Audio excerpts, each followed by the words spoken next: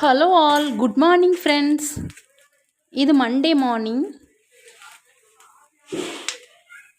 நம்மளோட சேனல் சரிதா Vinu life style. இந்த சேனலில் பார்த்தீங்கன்னா healthy life style, food routines plus தோட்டம் க்ளீனிங் அந்த மாதிரி வீடியோஸ் எல்லாம் போட்டுட்ருக்குறோம்.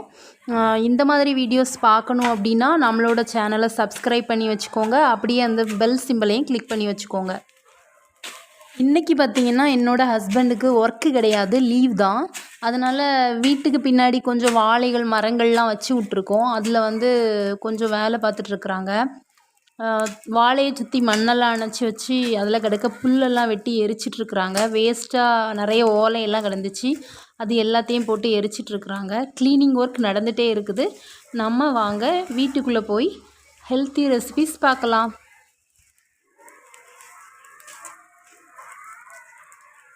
வீட்டில் பிள்ளைங்களுக்கெல்லாம் டிஃபன் பார்த்திங்கன்னா இட்லி சாம்பார். அப்புறம் ஹெல்த்தி ரெசிபிஸ் நான் என்ன பண்ணேன்னு பார்த்தீங்கன்னா, கேழ்வரகு நனைய வச்சுருந்தேன் அதுக்கு முந்தின நாள் நைட்டே. அதையும் இந்த தேங்காய், கருப்பட்டி இதெல்லாம் யூஸ் பண்ணி தான் அந்த டிஷ் பண்ண போகிறேன். இனிப்புக்காக பார்த்திங்கன்னா நம்ம ஒயிட் சுகரோ இல்லை சர்க்கரை எதுவுமே சேர்க்க போகிறதில்ல. சத்தான கருப்பட்டி தான் சேர்க்க போகிறோம். அது சேர்க்கும்போது பார்த்திங்கன்னா நம்மளுக்கு நல்ல மணமாகவும் இருக்கும். நம்ம அதை வீட்டில் கிண்டிகிட்டே இருக்கும்போதே பார்த்திங்கன்னா வீடு ஃபுல்லும் அப்படி மணக்கும். அதே மாதிரி தேங்காயை நம்ம திருவி சேர்க்க மாட்டோம், தேங்காய் பால் எடுத்து தான் சேர்ப்போம். குழந்தைங்களுக்கு இது பண்ணி கொடுக்கும்போது பார்த்திங்கன்னா அவங்களுக்கு எலும்பெல்லாம் ரொம்ப வலுவாகும். நம்மளுக்குமே வெயிட் லாஸில் இருக்கும்போது இந்த மாதிரி எடுத்துக்கலாம். சுகர் கொஞ்சம் கம்மியாக சேர்த்து எடுத்துக்கலாம்.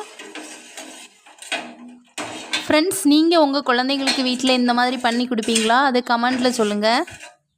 ஃப்ரெண்ட்ஸ், இந்த பாத்திரம் பார்த்திங்கன்னா கொஞ்சம் சரியில்லை. இது இந்த பூ டிசைன் உள்ள பாத்திரமாக இருக்குது, அதனால் கிண்டதுக்கு கொஞ்சம் கஷ்டமாக இருக்குது. கொஞ்சம் ரவுண்டாக உள்ள பாத்திரம் வச்சுருக்க வேண்டியது. அந்த பாத்திரத்தோட அடிப்பாகம் ரவுண்டாக இருந்துச்சு அப்படின்னா நம்மளுக்கு கிண்டுறதுக்கு ஈஸியாக இருக்கும். கைவிடாமல் நம்ம தொடர்ந்து நல்லா கிண்டிக்கிட்டே இருந்தோம் அப்படின்னா அது இந்த மாதிரி கட்டி ஆயிரும். அதில் நம்ம தேங்காய் பாலை ஊற்றிட்டு, தேங்காய் பால் ஊற்றுனதுக்கப்புறம் ரொம்ப கொதிக்க விடக்கூடாது. இப்போது இதை நல்லா மிக்ஸ் பண்ணி விடுங்க. நம்மளோட டிஷ் ரெடி ஆகிடுச்சு. இதுக்கு பேர் நம்ம எப்படி வேணாலும் வச்சுக்கலாம், இனிப்பு களி வேணாலும் வச்சுக்கோங்க. ஃப்ரெண்ட்ஸ், உண்மையாகவே சொல்கிறேன், இந்த டிஷ்ஷை சாப்பிடும்போது ரொம்ப டேஸ்ட்டு, அப்படி இனிப்பாக தேங்காய் பால்லாம் அப்படி நாக்கில் ருசித்து போகிறது மாதிரி அவ்வளோ டேஸ்ட்டாக இருந்துச்சு. உங்களுக்கு ஏற்கனவே தெரிஞ்சிருக்கோம், தெரியலன்னா நீங்கள் ட்ரை பண்ணி பாருங்கள். இது கூடவே பார்த்திங்கன்னா ஒரு ஹெல்த்தியான சாலட் எடுத்துக்கிட்டேன். அதில் என்னெல்லாம் மிக்ஸ் பண்ணுவோன்னு சொல்லட்டுமா? ஃபஸ்ட்டு பார்த்திங்கன்னா நம்ம எப்போவும் எடுக்கக்கூடிய முளைக்கட்டின பச்சை பயிறு, அது கூடவே மாதுளை வித்து கொஞ்சம், அப்புறம் பீனட்ஸ் கொஞ்சம் சேர்த்துக்கிட்டா மூணையும் மிக்ஸ் பண்ணி சாப்பிடும்போது பார்த்திங்கன்னா செம்ம டேஸ்ட்டாக இருக்கும். வாயில் அந்த பீனட்ஸ் கடிபடும்போது பார்த்திங்கன்னா ரொம்ப க்ரன்ச்சியாக இருக்கும். அந்த சிறுபேரை பச்சையாக திங்குறோம் அப்படிங்கிற ஒரு ஃபீலிங்கே நமக்கு இருக்காது. ஃப்ரெண்ட்ஸ், நீங்கள் இதை கண்டிப்பாக ட்ரை பண்ணி பாருங்கள். ஃப்ரெண்ட்ஸ், ட்ரை பண்ணிவிட்டு இந்த சாலட் எப்படி இருந்துச்சு அப்படின்னு நீங்கள் கமெண்ட்டில் சொல்லுங்கள். ஃப்ரெண்ட்ஸ், உங்கள் வீட்டில் பிள்ளைங்கள்லாம் இந்த மாதிரி சாப்பிட மாட்டாங்களா அப்படின்னு நீங்கள் கேட்டிங்கன்னா, அவங்க எப்படின்னா தனியாக எடுத்துக்குவாங்க, பீனட்ஸையும் தனியாக எடுத்துக்குவாங்க. அதே மாதிரி மாதுளையும் தனியாக பிச்சு கொடுத்தா பிள்ளைங்க அதை சாப்பிடுவாங்க. மார்னிங் டிஃபன் முடிஞ்சதும் பார்த்திங்கன்னா நெக்ஸ்ட்டு மதியத்துக்குள்ளே வேலைகளாக ஆரம்பிச்சிட்டேன். ரைஸ் வைக்கிறதும் குழம்பு வைக்கிறதும் வச்சிட்டோன்னா அன்றைக்குள்ளே வேலை முடிஞ்சுது. நான் ரைஸ் அடுப்பில் இன்றைக்கி விறவடுப்பில் தான் வச்சிட்ருக்கிறேன். நான் இங்கே தனியாக பொங்கிட்டுருக்கிறேன், என் பையன் தனியாக பொங்கிட்டுருக்கிறான் பாருங்கள். அவன் 2 அடுப்பில் வச்சுருக்கான். ஒரு அடுப்பில் சோறு பொங்கிட்டுருக்கான், ஒரு அடுப்பில் குழம்பு வச்சிட்ருக்கிறான்.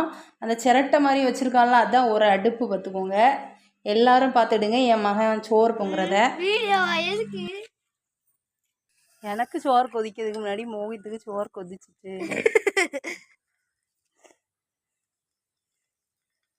கறி வைக்கலையா? கறி அடுத்து இந்த அடுப்புல வைக்கணும். மிளவெல்லாம் அரைச்சாச்சா? மிளவெல்லாம் அரைக்கல, இனிதான் மிளவை வாங்க போறேன். என்ன மிளகு வாங்குவா? காந்தாரி மிளகு. காந்தாரி மிளகு வேற என்ன தெரியல. என்னது என்னது தெரியாது.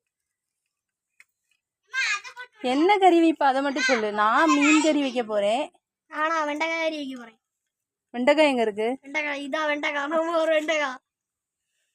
அப்புறம் குழம்புக்கு பார்த்திங்கன்னா இந்த 3 மீனும் 200 ஃப்ரெண்ட்ஸ், வெலை மீன். இதை தான் குழம்பு வைக்க போகிறேன். பொரிக்கிறதுக்கு தனியாக மிளகு தடவி வச்சுட்டேன். அடுத்து குழம்புக்கும் தனியாக துண்டு எடுத்து வச்சுட்டேன். அதையும் நம்ம விறகடுப்பில் கொண்டு வச்சு குழம்ப வச்சிடலாம்.